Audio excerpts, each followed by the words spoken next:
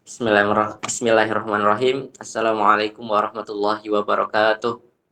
Waalaikumsalam warahmatullahi wabarakatuh.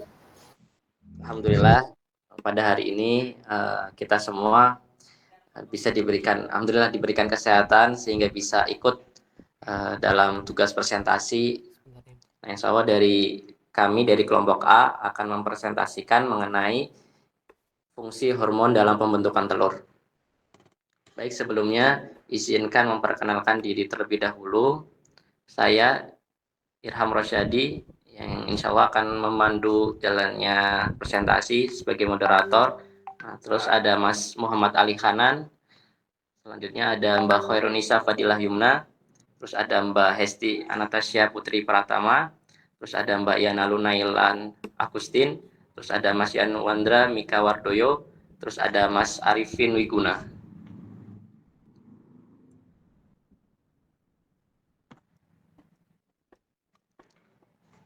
Oke, next.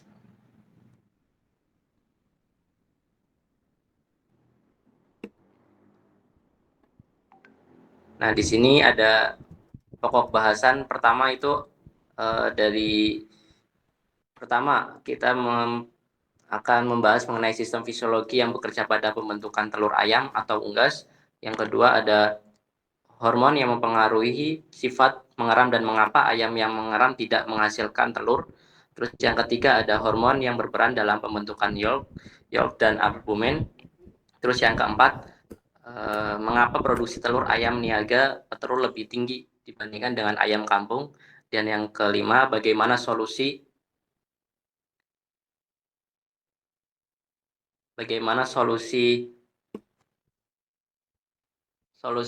supaya produksi telur ayam kampung dapat ditingkatkan.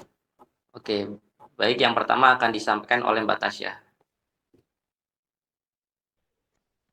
Pokok bahasan pertama yaitu sistem fisiologi yang bekerja pada pembentukan telur ayam atau unggas. Pembentukan telur pada ayam melibatkan beberapa sistem organ yang dibedakan menjadi dua, yaitu sistem organ yang berperan langsung dan sistem organ yang berperan tidak langsung. Yang pertama ada sistem organ yang berperan langsung, yaitu dibagi menjadi dua, yaitu sistem reproduksi terdiri dari ovarium dan oviduct. Ovarium menghasilkan sel telur atau ovum dan hormon seperti estrogen dan progesteron. Oviduct terdiri dari beberapa bagian seperti infundibulum, magnum, isthmus, uterus, vagina, kloaka, dan ven yang masing-masing memiliki fungsi khusus dalam pembentukan telur. Selanjutnya ada sistem endokrin, mengatur hormon-hormon seperti estrogen, progesteron, dan prolaktin. Estrogen merangsang perkembangan organ seks sekunder. Progesteron mempersiapkan oviduct untuk peneluran, dan prolaktin meningkatkan sifat keibuan pada unggas.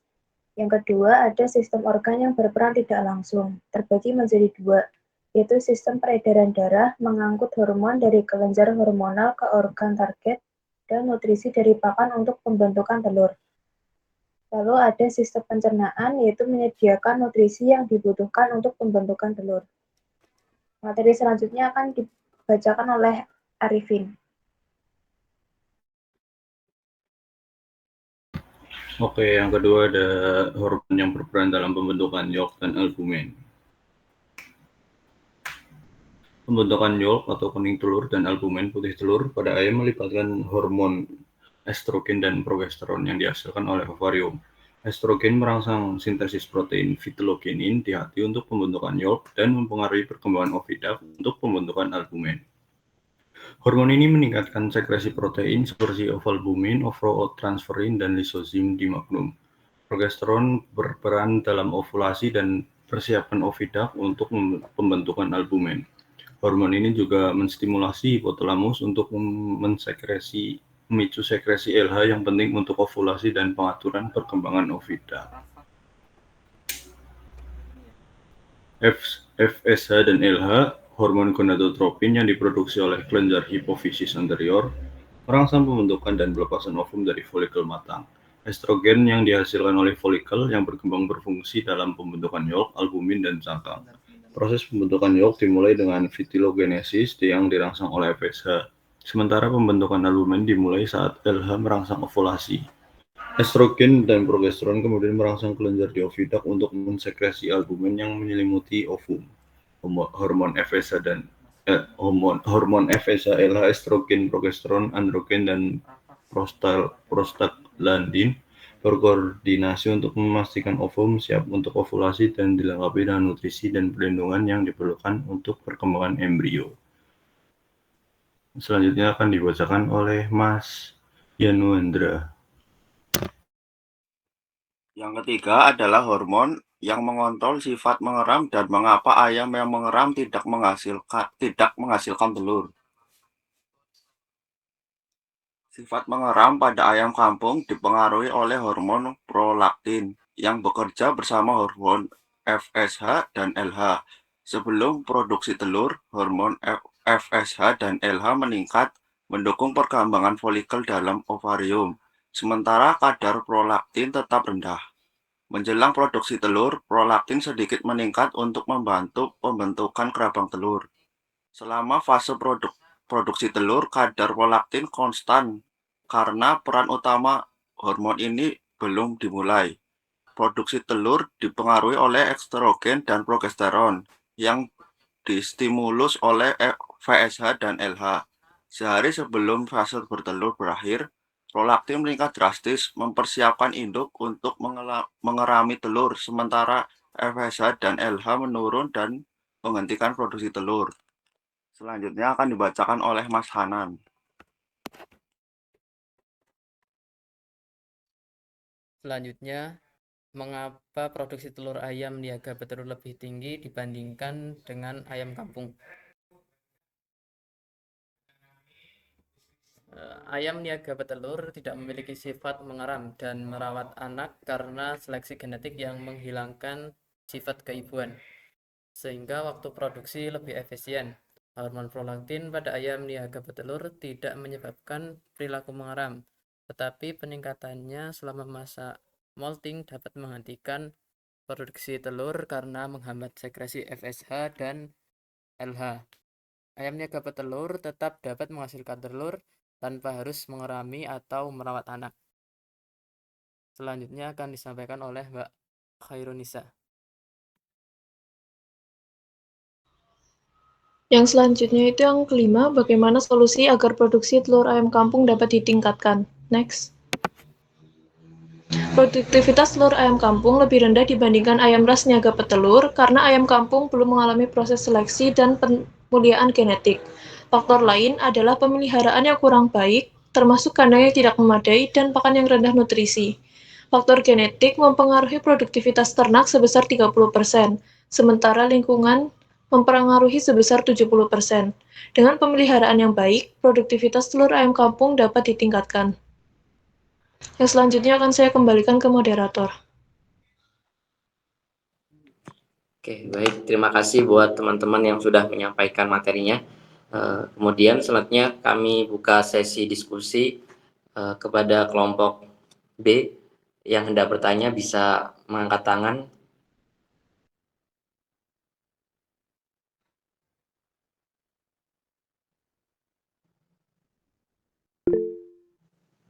Oke, baik. Mas Yosi, silakan bisa. Ya, ada Mas Yosi dan Mas Raffi. Mungkin Mas Yosi dulu bisa menyampaikan pertanyaannya. Oke, sebelumnya terima kasih waktunya karena telah diberikan waktu untuk bertanya. Izinkan saya bertanya, bagaimana manajemen yang dapat diterapkan untuk meningkatkan produktivitas ayam telur terkait masalah mengeram selain peningkatan potensi genetik? Sekian. Oke, baik Mas Yosi, terima kasih atas pertanyaannya. Sebelumnya kami tampung terlebih dahulu ya. Selanjutnya Mas Raffi bisa menyampaikan pertanyaannya. Ya, terima kasih. Sebelumnya perkenalkan nama saya Muhammad Raffi Akbar dengan NIM 021. Saya ingin nanya tadi kan pakan kan itu kan berpengaruh untuk peningkatan produktivitas ayam kampung ya.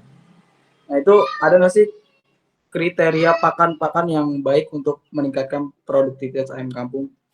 Terima kasih. Oke, terima kasih Mas Raffi atas pertanyaannya. Baik, izinkan dari kelompok A untuk mencari jawabannya terlebih dahulu, diskusi terlebih dahulu.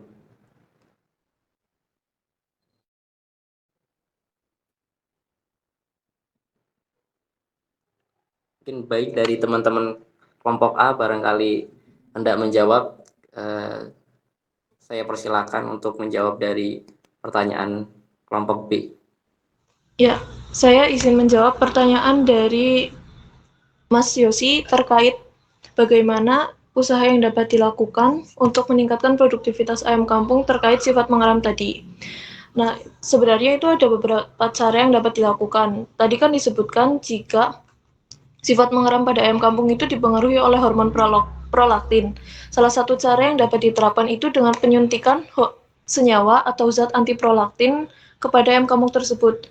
Senyawa zat antiprolaktin ini itu dapat menurunkan kadar prolaktin di dalam tubuh ayam sehingga akan mempengaruhi sifat mengeram tersebut yang menyebabkan sifat mengeram pada ayam kampung itu hilang sehingga produktivitas telurnya dapat ditingkatkan. Terus cara kedua itu ada dengan penyuntikan hormon FSH atau LH. Tadi kan disebutkan jika hormon FSH sama LH itu mempunyai fungsi yang berkebalikan. Ketika kadar hormon FSH dan LH pada tubuh ayam itu tinggi, maka proses produksi telur itu terjadi. Sementara hormon prolaktin di dalam darah itu rendah, yang menyebabkan ayam tidak mengerami telurnya. Jadi kalau misalnya ayam disuntikan hormon FSH sama LH itu, produksi telurnya tetap berjalan, dan ayam tersebut tidak mengerami telurnya. Apakah sudah menjawab? Sangat menjawab sekali. Terima kasih atas jawabannya. Ya, sama-sama.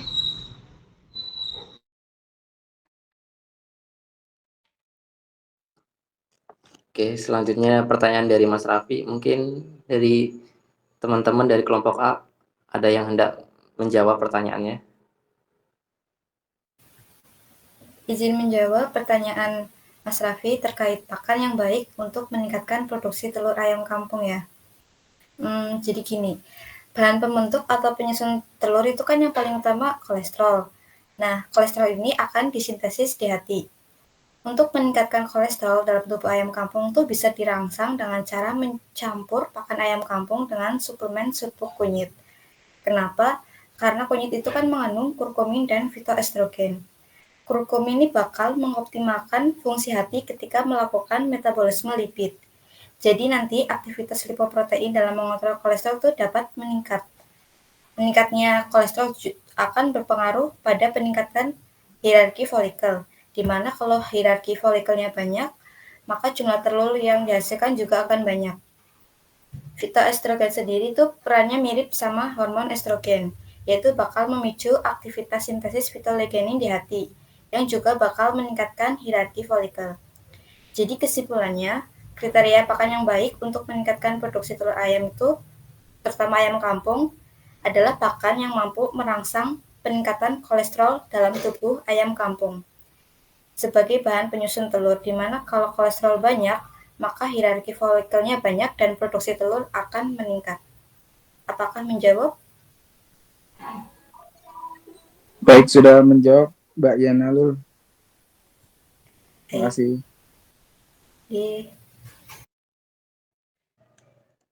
Oke, baik. Memasuki sesi terakhir ya, penutup. Terima kasih buat pertanyaan dari kelompok B dan juga teman-teman dari kelompok A yang sudah mempresentasikan materinya. Semoga materi yang telah kami sampaikan bisa bermanfaat dan bisa menambah wawasan bagi kita semua. Baik, marilah kita akhiri dengan mengucapkan hamdalah bersama-sama. Alhamdulillah. Baik teman-teman, saya akhiri. Kurang dan lebihnya mohon maaf. Wabillahi taufik wal hidayah. Wassalamualaikum warahmatullahi wabarakatuh. Waalaikumsalam warahmatullahi wabarakatuh. Waalaikumsalam warahmatullahi wabarakatuh.